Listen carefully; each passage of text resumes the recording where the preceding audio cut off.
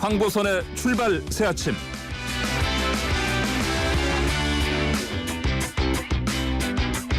(8월 30일) 오전 8시 정각입니다. 황보선의 출발 새아침 3부 시작합니다. 커피 한 잔에 감칠맛 나는 시럽 한 스푼 같은 달콤하고도 하지만 쌉쌀한 정치 분석 함께하는 시간입니다. 여의도 실업자들 함께하실 분 두 분 소개합니다. 먼저 신성범 전 국민의힘 의원님, 안녕하십니까? 안녕하세요. 반갑습니다. 신성범입니다. 최태경 더불어민주당님 전 대변인님, 안녕하십니까? 반갑습니다. 예. 안녕하세요. 예, 이제 방금 들으셨네요. 잘 들리십니까? 최태경 예, 잘 선생님. 들립니다. 예. 자, 전술핵 그 배치 공약이요. 이거 홍준표 의원이 낸 건데 이거 가지고 이재명 경기지사가 포퓰리즘 얘기도 했고요. 이 내용을 보면요, 홍준표 의원이 만약에 본인이 집권하면은 북대서양 조약기구 나토 같은 핵 공유 이걸 추진하겠다 이 얘기했는데, 신성범 전 의원님, 네. 이게 전술핵 배치가 현실적으로 가능하긴 한 겁니까? 예. 가능하냐 안 가능하냐에 앞서서 지금 예. 북한 핵 문제의 심각성 어느 정도냐는 걸 좀 더 알아야 되는데, 방금 제가 들어오기 전에 보니까 오늘 예. 뉴스 속보가 떴어요. 7시도 안 돼서 북한 예. 영변 플루토늄 원자로 가동 재개한다. 그러니까 영변의 핵시설 냉각탑 파괴하는 걸 CNN으로 본 지가 몇 년 된 것 같은데, 예. 다시 다시 북한이 여기에 핵 저리 시설을 가동해서 플루토늄, 그러니까 핵무기에 쓸 수 있는 플루토늄을 추출한다는 거니까 예. 놀라운 건데, 결국 이 문제는 게 아시는 대로 북한이 어느 정도로 지금 핵무기를 만들었느냐, 핵능력이 어느 정도 되느냐. 사실 북한의 핵무기를 본 사람들은, 외부 사람들은 없는 거죠. 북한 김정은과 고위 관리들만 핵무기의 실체를 봤을 테고, 외부인들은 결국 영변 핵시설에 거기에 수조에 잠겨 있는 이 시설을 보고 어느 정도 추출을 했을 거라고 보는 건데, 북한이 자기들의 주장이긴 하지만 올해 1월 달에 조선노동당 8차 당대회가 열렸어요. 5년 전에 7차니까 5년 만에 열린 건데, 여기서 김정은 위원장이 사업총화보고를 합니다. 사업총화보고라는 게 결국은 노동당이 북한 정부니까 북한 정부의 지난 5년간의 사업 성과를 거론하면서 국가 핵무력 건설 대업의 완성 발전이 최고 목표다. 앞으로 추구해야 될 목표고, 예. 우리는 이제 세계적인 핵 강국, 군사 강국으로 부상했다는 점을 분명히 하면서 앞으로 핵 기술 고도화, 핵무기 소형 경량화, 핵무기의 전술 무기화를 관건으로 내걸고 있단 말이에요. 목표. 이 정도 되니까 사실 엄청나게 북한이 핵 무기를 갖고 있는 핵무기 국가가 된 거죠. 근데 우리는 인정하기 싫지만, 그러다 보니까 결국은 핵에는 핵밖에 대응할 수 없다. 따라서 세 가지 방안이 있는데, 우리가 자체로 핵 무장을 하자. 그건 비현실적이다는 거고, 두 번째는 이제 주한미군이 전술 핵무기를 다시 재배치해야 하는데, 그거는 미국이 결심해야 될 사안이니까 전 세계적인 전략과 연동돼 있을 거라고 보는 거고, 마지막으로 나온 게 이제 나토식 공동 핵 공유잖아요. 공동으로 핵을 운영하잖아요. 예. 이건 핵무기는 미군 건데 독일에 있더라도 이거 예. 운영, 예. 마지막 사용 결정권은 적어도 독일 정부와 미국 정부가 하듯이 우리도 이런 식으로 하자는 거예요. 주한 핵무기를, 전술 핵무기를 가져 들어오든지, 예. 아니면 가장 가까운 한반도에 배치해놓고 하자는 건데, 사실 이것도 굉장히 힘들다 그래요. 왜 그러냐면 이 NPT 때문에 전술 핵 공유도 힘들다는 게 전문가들 의견이긴 해요. 하지만 예. 이렇게 북한 핵이 고도화되고 있는 상황에서 북한 핵 비핵화 의지는 없는 상태에서 도대체 이걸 어떻게 대응할 것이냐 해서 야당 후보 입장에서는 최소한 네. 이 정도의 뭐랄까 대책을 내놓는다 해서 주로 나오는 게 나토식 핵 공유 방안이죠. 예. 현실성과는 무관하게. 현실성은 좀 떨어진다. 예. 그럼 사실 다른 여당 후보들한테는 이를테면 중국의 대응이라든지 이런 것 때문에 사실 또 비판을 받을 만한 사실 소지가 그런 또 부담은 있지요. 있는 거예요. 그럼에도 예. 불구하고 본질적으로 변하지 않는 사안은 예. 핵에는 핵으로밖에 대응할 수 없다는 그 비대칭성 때문이죠. 예. 알겠습니다. 최태경 전 대변인.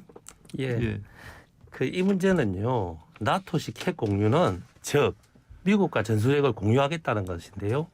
세 가지 정도 요인 때문에 극히 비현실적입니다. 네. 예, 첫 번째는요.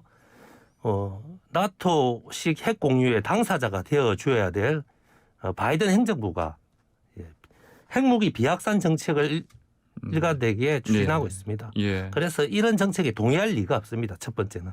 예, 두 번째는요. 이런 전술핵을 공유하기 위해서는요. 핵확산 금지 조약을 우리가 탈퇴를 해야 됩니다. 예. 그런데 이걸 탈퇴하게 되면요. 우리 대한민국이 전 세계적인 비난에 직면하게 되어 있습니다. 우리 주변국은 말할 나위도 없죠. 한반도를 둘러싼 뭐 중국, 일본을 비롯한 주변 국가의 외교적으로도 아주 큰 고립을 자초할 것입니다. 그리고 세 번째는요. 막대한 국방비가 낭비될 것입니다. 네. 거의 돈 먹는 하마가 될 겁니다. 우리 생각해 보십시오. 우리 대한민국이 전술핵을 준비하면요. 북한은 핵무기를 수적 우세를 위해서 또 더 많이 만들 겁니다. 그럼 거기에 대응해서 우리는 또 전술핵을 늘리고 한반도가 군비 경쟁의 장이 될 것입니다. 그래서 이런 무책임한 발언, 나토식 핵 공유, 이런 무책임하고 우리 국가 안보를 대선과 연결하는 성급한 공약은 극히 조심해야 됩니다. 알겠습니다. 자, 이렇게 이 관련해서 이재명 경기지사가 이 너무 위험천만한 포퓰리즘이다 이렇게 비판을 했는데 또 여기에 대해서 이제 유승민 전 의원이 국민의힘 이제 대선 주자죠. 이거를 아니 누가 누구한테 포퓰리즘 얘기하냐? 예, 이렇게 기가 막힌다 이렇게 반응했는데 최태경 전 대변인님, 이 반응. 예, 이거 안보 포퓰리즘 맞고요. 예. 예. 포퓰리즘이 예. 국민의 사기 진작을 위해서 경제나 사회 문화 부분에서는 제한적으로 포퓰리즘이 필요할 때도 있습니다. 예. 하지만 국민의 생명과 안전에 직결된 국방의 문제는 포퓰리즘적인 시각으로 접근하면 절대 안 됩니다. 이거 이재명 지사가 극히 상식적인 발언을 했는데요. 예. 유승민 우리 후보의 대응은 극히 실망스럽습니다. 이재명 지사의 개인 인격과 신상을 공격하는 걸로 지금 대응하고 있잖아요. 이재명 당신이 어떻게 포퓰리즘을 말할 수 있나? 이재명 당신이 포퓰리스트 아닌가? 네. 국가 정책을 이야기하는데 왜 개인의 특성을 가지고 공격을 하냐고요. 그래서 이거는 잘못된 토론 자세고요. 그리고 같이 하나 말씀드리고 싶은 거는요. 홍준표 우리 후보님도 이 부분에 대해서는 좀 정말 극히 유화적인 발언을 하셨어요. 북한은 핵무기가 없으면 체제가 무너진다. 이런 발언을 했잖아요. 그러면 북한이 핵무기를 개발하기 전까지는 왜 북한 체계가 안 무너졌습니까? 그리고 1991년 노태우 정부에서 전술핵을 폐기하기 전까지는 우리 대한민국도 핵무기를 소유하고 있었습니다. 미국과 함께. 그때는 왜 북한이 안 무너졌습니까? 그래서 이런 국민을 선동하는 듯한 네. 이런 발언은 대통령 후보라면 극히 조심하고 절제해야 합니다. 예. 그러니까 신성원 전 의원님. 예, 지금 유승민 전 의원이나 예비 후보가 이야기하는 이런 대목이죠. 그러니까 그러면은 이재명 지사는 그래서 도대체 대안이 뭐냐라고 되묻는 형국이잖아요. 그러니까 그렇게 이렇게 민족 절멸의 위기에 놓인 이 북한 핵 문제를 놓고 그럼 도대체 방법이 뭐냐? 다시 말하면 대부분의 지금 전문가들이 김정은 체제가 설사 무너지더라도 북한의 태도를 봐서는 핵무기를 쉽게 내려놓지 않을 것 같다는 회의적 시각이 거의 대다수인데 여기에 대응할 수 있는 게 뭐냐? 적어도 그거 좋다. 나토 우리의 자체 핵무장은 현실적으로 어렵다 치자. 나토식 핵 공유라는 것도 미국의 세계 전략상 상당히 어렵다 치자. 그러면은 적어도 주한 미국의 이른바 핵우산 그러니까 적어도 북한이 뭐 핵공격을 할 징후가 보이면 미국이 굉장히 대량 보복을 해서 완전히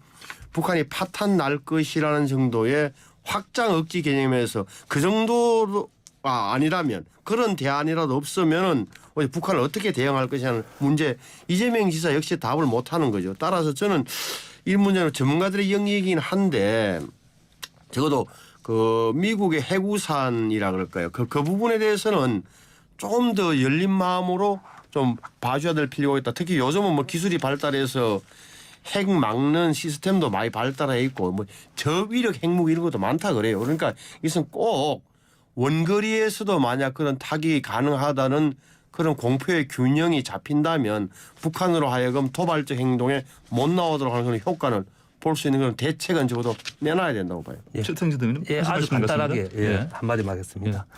남북한 문제를 푸는 방법은요. 정도의 길을 가야 됩니다. 남북 문제는 정도의 길을 가지 않고는 해결할 수 없습니다. 어렵지만 정도로 가야 됩니다. 그럼 정도가 무엇인가? 남북한 한반도는 지금 어떤 상태입니까? 전쟁 중입니다. 종전되지 않고 휴전된 상태입니다. 지금 전쟁이 종결되지 않은 상태입니다. 그렇기 때문에 종전선언을 하고 평화협정 체제로 가는 거, 이것이 한반도 평화의 프로세스에서는 상식적이고 정도의 길입니다. 그래서 이 큰 흐름에 대해서 여야가 이제 국민의힘도 계속 북한과의 대결적인 정책보다는 이 정도의 길을 간다는 것을 기본 전제로 하고 북한 핵 문제를 어떻게 조기에 해결할 것인가, 이런 부차적인 접근으로 가는 것이 저는 맞다고 생각합니다. 방향 설정이 잘못됐다는 비판 같습니다. 그러니까 이거는 뭐 논쟁할 지점은 아니고 예를 들어서 누구 어느 우리 대한민국 누가 뭐 전쟁이라든지 이렇게 북한에 대해서 굉장히 적대적 태도를 취하자고 하는 건 아니잖아요. 그 지금 그 정도는 기본적으로 국민의 마음도 정리가 되고 있는데, 근데 사실은 뭐 손바닥도 맞자야 뭐 손뼉이 나오는 거 아닙니까? 양손. 근데 우리가 이렇게 계속적으로 뭔가 북한을 의식해서 북한을 생각하는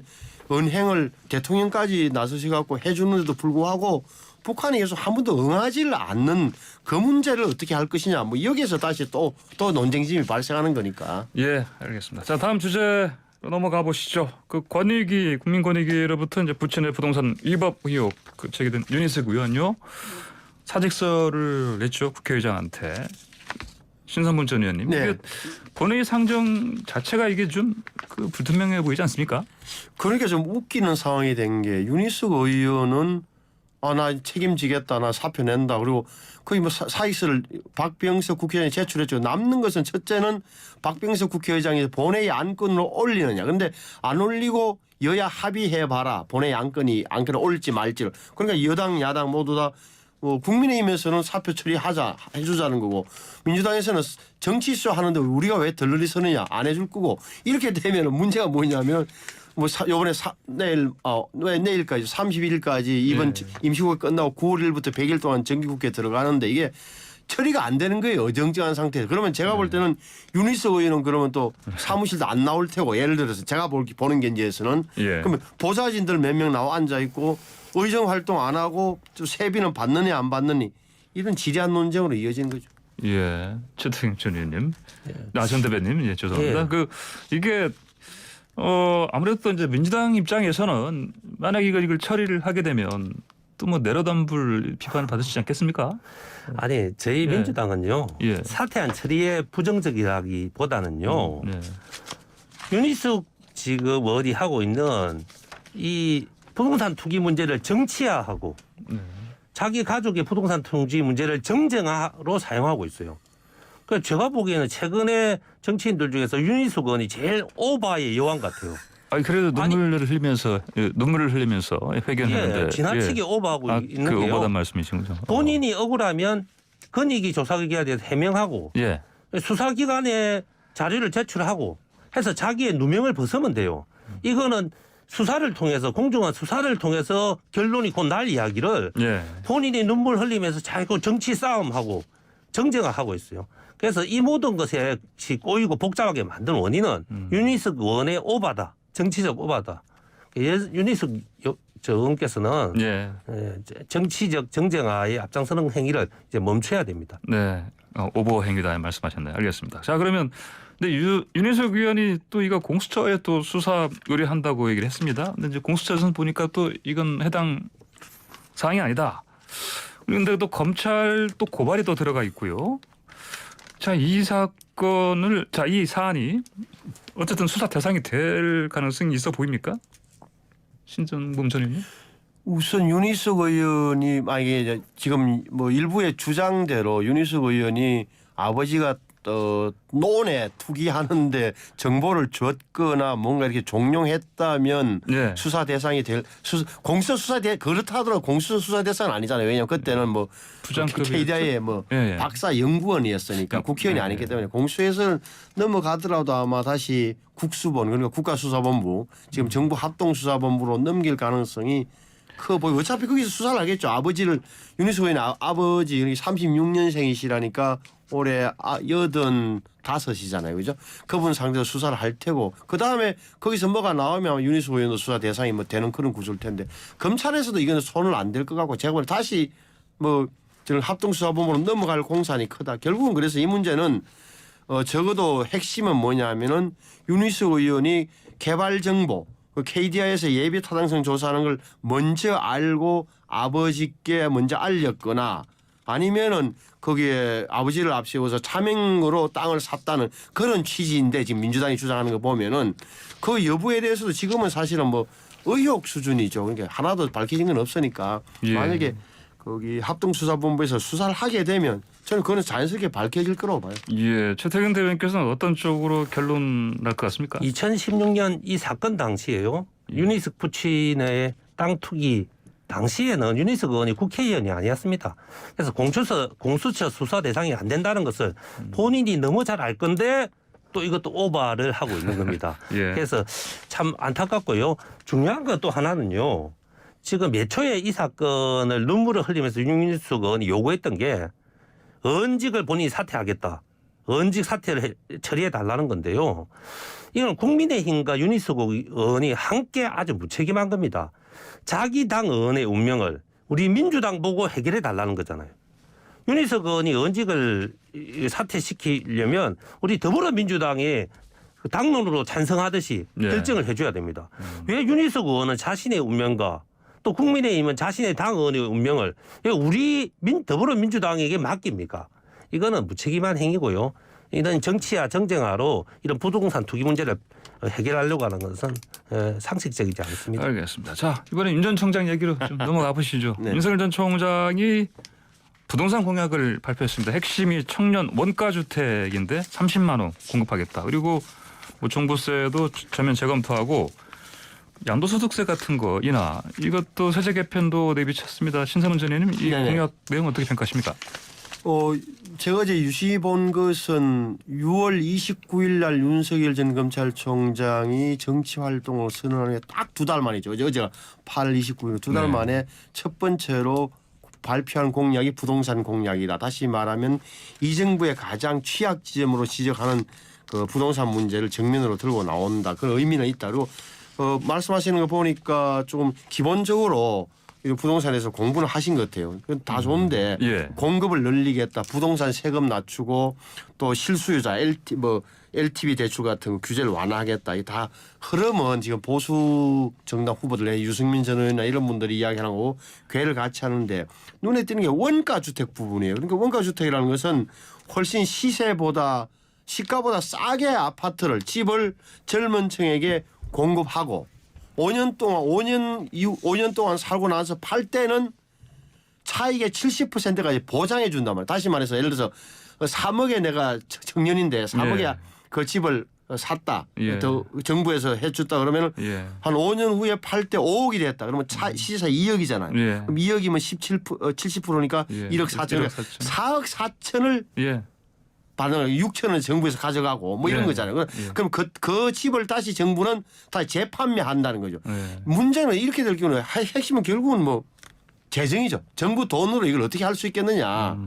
엄청나게 많이 들어갈 거 아닙니까? 예. 이 대목이 이제 비현실적이라는 비판을 유승민 전 의원이나 그래서 심지어 홍준표 후보조차도 이거는 뭐 기본보다 이재명 지사가 말한 기본보다 더한 뭐 이렇게 이제 비판을 하는 포퓰리즘이요? 그런 예. 지점인데 예. 이 문제에 대해서는 국민들하고 판단하실 것도 왜냐하면 국민들이 요즘 부동산 공부를 워낙 많이 하셔갖고 보시면은 예. 저보다도 많이 판단하실 것 같으니까 아마 네. 언론을 통해서 보도되는 거 보고 국민들이 판단할 겁니다. 알겠습니다. 최태근 전 대변인도 평가해 주십시오. 그 윤석열 대선 학교 학생이라고 저는 보는데요.